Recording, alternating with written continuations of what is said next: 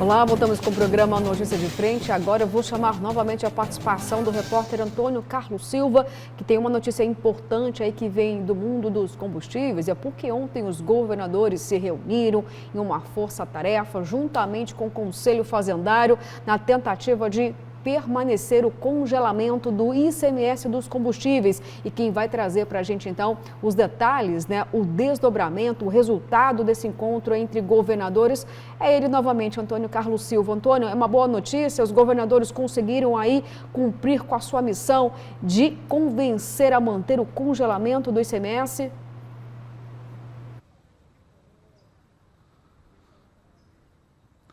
Isso mesmo, Luciana. Para a gente entender o que foi decidido ontem em Brasília, e que deve ser publicado oficialmente hoje, a gente precisa voltar um pouquinho no tempo ainda no finalzinho de 2021.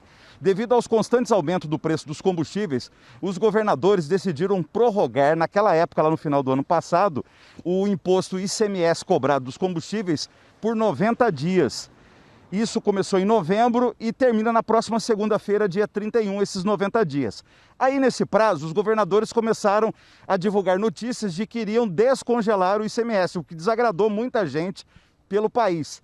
E eles começaram a rever esta situação. Então, ontem, na reunião do CONFAZ, que é o Conselho Nacional de Política Fazendária, composto por secretários de Estado de Fazenda de todos os estados brasileiros, eles decidiram prorrogar por mais 60 dias esse congelamento do ICMS cobrado dos combustíveis. E nesse processo de prorrogação do congelamento, Mato Grosso teve papel importante. O governador Mauro Mendes chegou a enviar ao CONFAZ uma carta pedindo a prorrogação desse congelamento por 180 dias, 6 meses. Apenas 2 meses foram considerados. A decisão do CONFAZ deve ser publicada ainda hoje e nesse documento oficial os governadores devem cobrar do governo federal, como também de deputados federais e senadores que compõem o Congresso Nacional, o Poder Legislativo Federal em Brasília, medidas para amortecer os impactos da alta do petróleo e do dólar no preço dos combustíveis no Brasil. Por sua vez, o governo federal prepara uma PEC, uma proposta de emenda constitucional para conter a alta dos combustíveis. A PEC deve reduzir ou zerar a cobrança de impostos federais e estaduais no óleo diesel e no gás de cozinha. Deve também criar um fundo de estabilização do preço dos combustíveis. Luciana, Paulo, Daniel e a você que acompanha a Notícia de Frente, uma ótima quinta-feira. Para você também uma ótima quinta-feira, Antônio, trazendo então para a gente o resultado aí desse encontro entre os governadores que resultou no congelamento do ICMS. O Antônio explicou direitinho, viu? Dizendo o seguinte, olha, o governador Mauro Mendes tentou ir além, justiça seja feita. O governador tentou, deu a cara para bater, ele pediu aí 180 dias, 6 meses de congelamento, mas isso não foi possível. Mas pelo menos conseguiu aí prorrogar, porque nós teríamos apenas esse alívio até o dia 31 de janeiro, mas agora pelo menos prorrogou. Já é um bom sinal. E aí, junto com essa decisão ontem, essa vitória dos governadores, houve aí novamente o presidente Jair Bolsonaro reiterando a promessa de, enfim, apresentar a PEC para poder também trazer um alívio no bolso dos brasileiros em relação ao gás de cozinha e a energia elétrica. Mas aí eu pergunto aos senhores, vamos falar aí desta PEC, teria resultado prático em Mato Grosso, uma vez que o governador Mauro Mendes já conseguiu, Paulo, trazer a redução do imposto, pelo menos aí mais de forma significativa na energia elétrica? O Bolsonaro, ele disse no argumento, quando foi questionado, e está claro na PEC, quem leu sabe, ela não é impositiva, ela é autorizativa, né? E aqui você falou bem, o governo do estado já tomou algumas providências na redução de ICMS dos combustíveis, não é? E energia elétrica. Aí o governo terá toda a sua contabilidade colocada à mesa para saber se é possível fazer alguma coisa a mais do que aquilo que já foi feito. Como é nacional a PEC, ela se aprovada será nacional, que acontecerá aos demais estados, caberá ao governador proceder ou não essa redução aí no imposto, né? no caso do ICMS. Eu até achei que dessa reunião que houve ontem, que foi a maioria dos governadores decidiu pelo congelamento, prorrogar o congelamento, eu achei que não fosse virar. Só que aí a gente tem que atentar. Estamos num ano eleitoral, então é provável, como argumentou aqui outro dia o Carlos Avalone, que esse seria um fator que pressionaria os governadores. E eu acho que o Mauro Mendes, com a carta que sugeriu, estava certo. Porque se daqui a 2 meses ainda houver essa pressão popular muito grande, eu acho que pode ser mais uma vez prorrogada e vai acabar no final do ano com esse congelamento sendo mantido. Exato. Foi uma decisão felizmente acertada por parte dos governadores. Estão fazendo a parte deles nesse esforço aí concentrado para segurar o preço dos combustíveis, que é uma coisa alarmante no país. Também evita um novo embate com o governo federal, que ano passado, em 2020, também houve o apontamento de dedos aí de quem é o responsável pelo preço alto, né, cobrado dos consumidores. E também, realmente, é um ano eleitoral, todos pisando em ovos, né? Tanto os governadores que estão pensando em reeleição, quanto o presidente, que também está lá imaginando já as urnas em outubro. Essa PEC vai causar, por um lado, um impacto grande também na economia do país, mas eu acredito que ela passe tranquilamente pelo Congresso, porque também os deputados federais, os senadores, não vão querer ir contra né, uma iniciativa de apelo popular tão grande, né? Ele disse que a parte da PEC vai zerar alguns impostos, né? Como eu disse, por um lado vai causar um problema de arrecadação muito grande para o próprio governo, né? Mas em benefício da população, ali eu acho difícil que algum congressista, algum governador vá contra, né? A gente espera que continue essas medidas, por exemplo, aqui de Mato Grosso, de redução de energia elétrica, do gás de cozinha, e que essa PEC venha apenas para somar, né, para melhorar ainda mais a vida da população. O Antônio Carlos já disse na reportagem, na participação dele, na última participação dele nesse dia de hoje aqui, a responsabilidade dos congressistas em tentar achar uma forma de resolver isso. Mas o que a gente pode vislumbrar de opção? Por exemplo, eu acho que seria a solução desatrelar do dólar, não é? Exato. Esse é um ponto importante da própria carta que eles escreveram ontem, assinaram os governadores. Se isso acontecer, exato, eu acho muito difícil, mas muito, porque, veja bem, commodity, e aí tem toda essa política internacional que é muito forte, não é? Porque lá atrás tentaram fazer isso também, já depois da aprovação no governo Temer. Mas se isso acontecer, sim, aí pronto, aí nós teríamos aí a condição de ter uma redução no preço do combustível. O trabalho é para a equipe do Paulo Guedes, né? Para tentar achar uma alternativa, achar uma saída para desatrelar, pelo menos, parte do refino, do petróleo, que realmente tem encarecido muito aí. A gente acaba ficando refém desses reajustes. Só no passado foram 11 reajustes que a Petrobras autorizou e a gasolina chegou perto de R$ 7 em alguns lugares. Nós vamos lembrar aqui que o Brasil é um país rodoviário, né? Sim. Tudo roda, tudo passa pela rodovia e aí os combustíveis, eles acabam tendo impacto direto no preço de tudo, gente, inclusive dos alimentos. E eu vou até dizer que essa medida, no momento, ainda está atrasada, porque nós estamos vivendo aí um processo, não vou nem dizer recessão, né? Mas eu vou dizer de inflação acima dos 2 dígitos. Nós temos aqui um cenário desastroso com o salário mínimo que perdeu o poder de compra como uma grande referência dos últimos 16 anos, Paulo. Então, medidas emergenciais para amenizar o bolso do mais pobre, pelo menos, elas são assim, olha, de uma forma mais célere que deveria estar acontecendo e não está. É um processo lento, porque nós já estamos atravessando 2 anos de pandemia. Tudo bem, recuou um pouquinho aí uma previsão de inflação, mas ainda para a gente ter uma desaceleração da inflação vai ser um longo caminho, Daniel. Até porque... Pode falar. E aí, Paulo, já vou emendar para você. Ministro Paulo Guedes, então um pouquinho omisso nisso, a gente não precisa ter uma ação mais efetiva para a gente conter essa alta dos preços, porque não adianta mais, sabemos, tudo bem, é um reflexo da pandemia, mas continuar apenas falando, olha, não falei que o Fique em Casa daria nisso, mas até quando vamos apenas ter um motivo? Não é o fato agora de agir realmente para tentar reverter essa situação? Mas agir o quê? O que seria a ação? Porque temos que considerar que o fator inflação é mundial, é planetário, não é? Estados Unidos, por exemplo, há 40 anos não via uma inflação alcançar 6 dígitos, né, 6%. 6 dígitos, não, 6%, 7% quase. E está na Europa inteira também. Quer dizer, a inflação, ela é uma realidade. Vamos taxar as grandes fortunas então, Paulo? Vamos fazer o Brasil esse crescer? é um assunto Vamos tirar a mão pesada polêmico. da classe média baixa, do mais pobre? E aí, não dá para taxar as grandes Você é a fortunas? favor, Não dá você para fazer uma política econômica para poder mudar um pouquinho taxar isso? Amenizar para os brasileiros? Está aí. Essa é uma sugestão que não só a Luciana coloca aqui à mesa, muita gente questiona também. Eu cá comigo, eu sou muito cauteloso com isso. Sabe por quê? A Argentina tentou fazer isso aí. Espanha, França tentou fazer isso aí. Sabe o que aconteceu? Uma debandada aí das grandes empresas do país. Porque não é simples assim, uma porção mágica que você vai lá e coloca.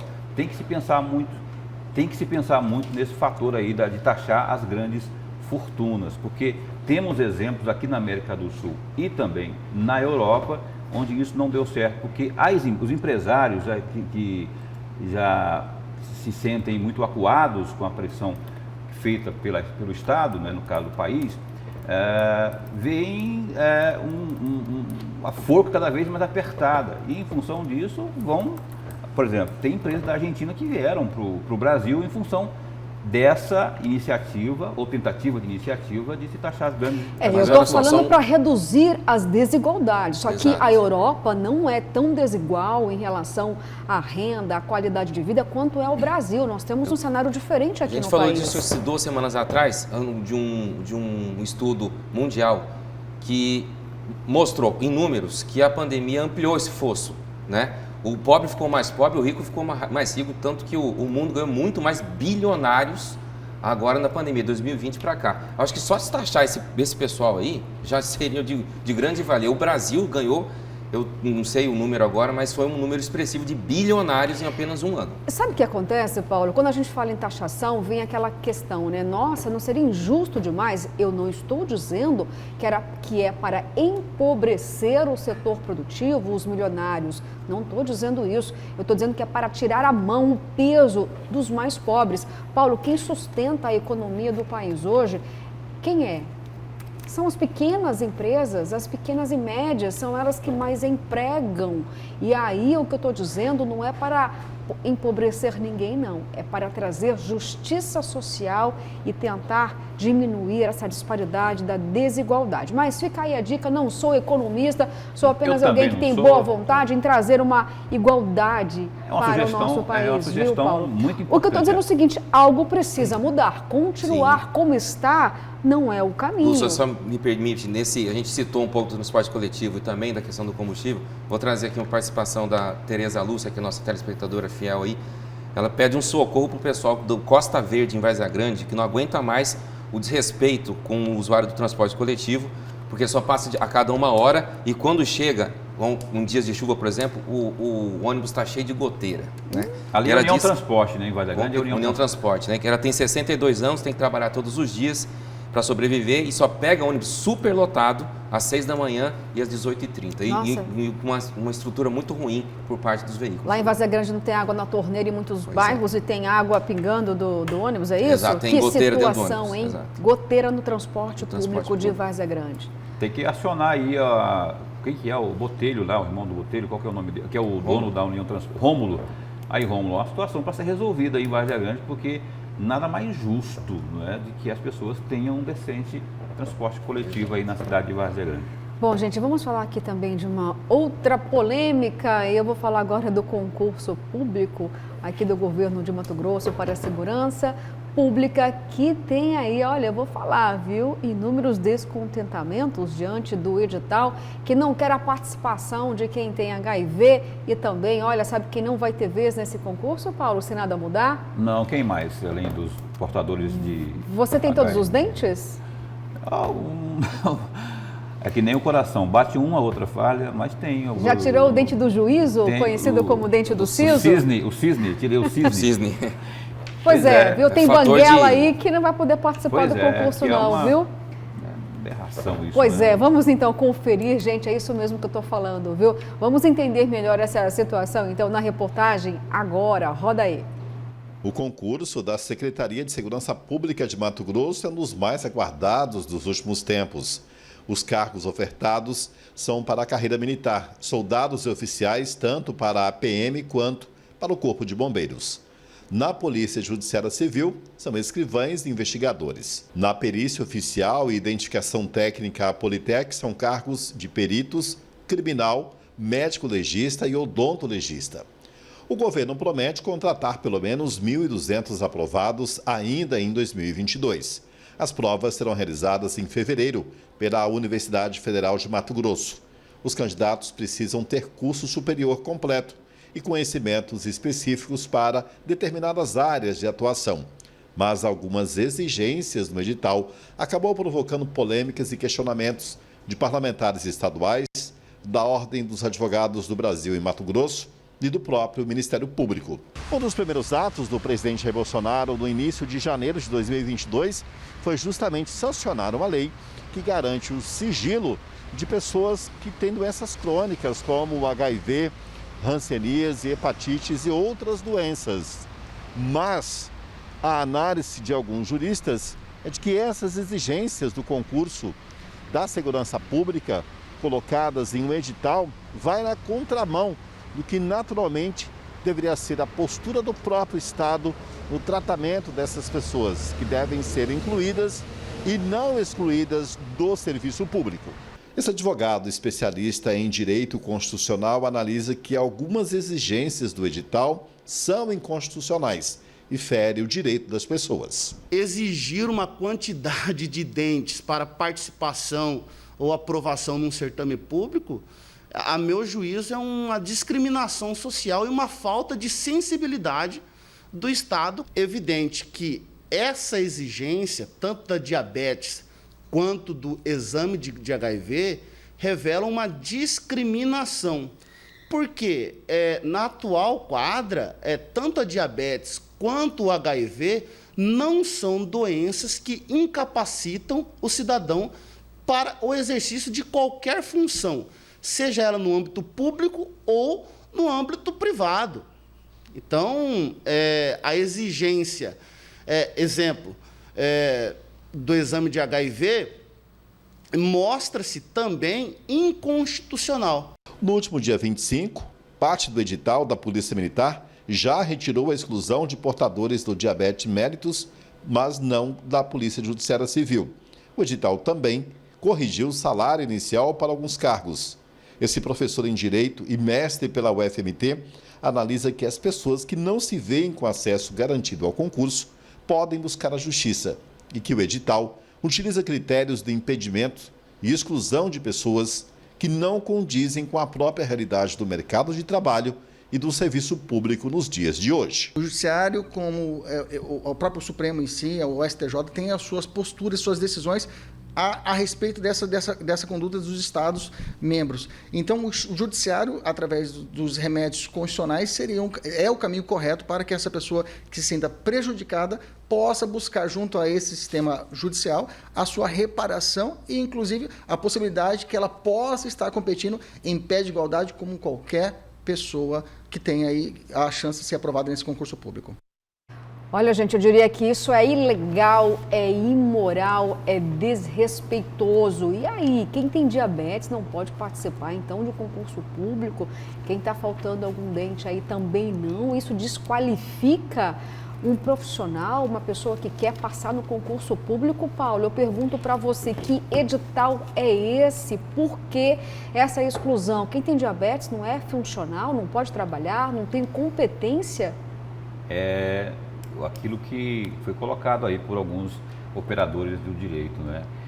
Discriminatória essa exigência, e acho que ela vai cair. O bom senso manda que ela caia, que ela seja retirada de lá, senão vai ser uma chuva aí de mandado de segurança. E eu até aconselho, vou instigar, você quer fazer e você está impedido por essas exigências aí, procure. Não tem condições de contratar advogado, vai na Defensoria Pública, que aliás lá está exigindo a questão do passaporte, né, da vacinação, da comprovação da vacinação, mas tem atendimento virtual, online, lá na Defensoria. Procure para que você tenha o direito constitucional de também, por exemplo, participar de um concurso como este aí. Acho que pegou mal e ainda há tempo de consertar. A Secretaria de Segurança fez alguns ajustes aí nesse edital, mas ainda não complementou todo, não arrumou tudo não, realmente. Como disse o Paulo, daqui a pouco o pessoal vai começar, depois que acontecer, não sei se vai acontecer nesses termos, né, o processo seletivo, mas vai haver contestação para todos os lados, contestação jurídica, e o que vai acontecer? Vai atrasar a conclusão do processo seletivo e atrasar muito mais ainda a contratação dessas novas pessoas, né, para o serviço público. Olha, então já foi refeito, vai ter que ser refeito novamente, porque é uma vergonha, é um escândalo. Isso vai virar com certeza aí, olha só, algo muito negativo para Mato Grosso, até em cenário nacional, porque é sem precedentes um concurso desse, um edital que exclui uma camada da sociedade, né? Como destacou o advogado, nós temos aqui milhões de diabéticos no país, esse pessoal não está trabalhando, né?